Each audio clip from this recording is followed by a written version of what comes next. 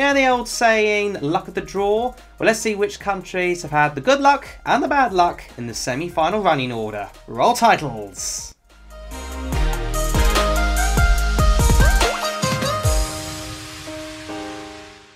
Good morning, afternoon, or even everybody. I am Jamie Jew and welcome back to a brand new video in regards to the Eurovision Song Contest. And we have had some big breaking news where finally we have been informed by the European Broadcasting Union the running orders of the first semi-final and the second semi-final. Yay! In this first part of the two, we will be diving into as much detail as we can. Well, I will anyway. For the first semi-final running order.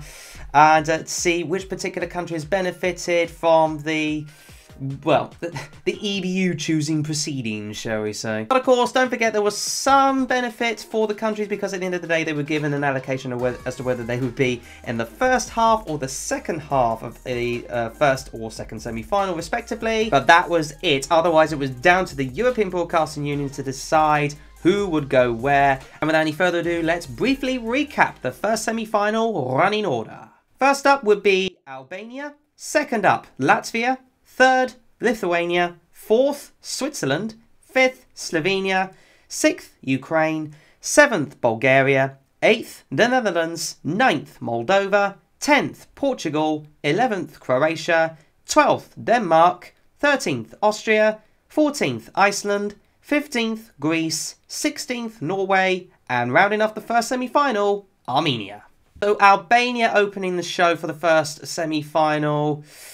I think this is definitely a very good position. I've always maintained if you're going to be remembered, at least be first on a shopping list because the memory's always there. And Albania have got that absolutely on the money. They would be very fortunate in this case, and I think they've definitely got one foot in the final, that is for sure. It's a very decent song. It's always it's doing really well in the communities. It's done all right in the it's what do you call it? It's sort of vibed very well by the bookies, shall we say. So Albania, I think, are quids in for the first semi-final for being first up and opening the night of the whole Eurovision kabang. Like, literally, the whole thing. So well done, Albania. Latvia have the unfortunate spot of eating your salad at number 2. So, yeah, that's not going to play well. But that being said, number 2s, so to speak, have qualified for the grand final before. It's just not that very few. It's very few and far between, it has to be said. So yeah, I can see Latvia having a bit of a tough time being the number 2 slot after a belter, it has to be said. I think maybe they'll be memorable, but maybe not for the right reasons. We'll see come on the night though. Lithuania, I think, have got a very good chance at number 3. Their song is very, well, sentimental and very memorable in that sense. It's, for me, a qualifier so far. We'll see if number 3 pans out any better or worse for them. Now, Switzerland haven't been that well received by the community nor by the bookies, which is a bit of a shame because I personally do like it. But at number 4, I do think going straight after a very good Lithuanian sentimental song might not pay that well for Switzerland, but I could be completely wrong. But I can honestly say the same for Slovenia, number 5. Like, it's going to be interesting going from a sort of ballad all the way to disco. That's going to be an interesting prospect come 4 and 5 respectively. Ukraine, I think, have got a fairly good draw, but I can't see why they shouldn't qualify anyway. They're in the number 6. But after them will be Bulgaria, the first and only rock song in this particular semi-final. Unfortunately, they're not very well received by the community at all. And even though I am a bit of a fan of rock, I don't rate this much either. So I think they're just going to struggle regardless, Bulgaria, if you ask me. The Netherlands have a very promising position at number 8. Obviously, it would have been probably number 9 because there was 18 countries instead of 17 scheduled for the first semi-final, but you know who got bombed out. So I think this is a very promising position for the Netherlands. I'll be very happy with this one. But incidentally, the 2 countries after that, Moldova at 9 and Portugal at 10, you could not get contrasting songs anywhere else, I don't think. You got Moldova with and then Portugal with That is quite a transition of different songs, if you ask me. As far as the promising positions of number 9 and number 10 for Moldova and Portugal, I think Portugal might favour it a bit more, if you ask me. Moldova might get squeezed out, unless, of course, there's an ad break there, but I don't know. I just think this favours Portugal more than Moldova, if you ask me. Croatia, I think, will be quietly confident with their position at number 11 after the Sodade stuff, so that it's a bit more up-tempo after that, so it might get a bit more of a oomph going and everything, plus the flippy, spinny stuff on stage, well, slightly on stage anyway. And then, of course, you've got the interesting mid-song transition of ballad, or piano ballad, to rock anthem for Denmark. After Croatia would be interesting, but I do think that they might get a little bit lost as Austria are after them at number 13. I think that's a promising position for Austria because it's been historically very well, even though the number would suggest otherwise on Western culture.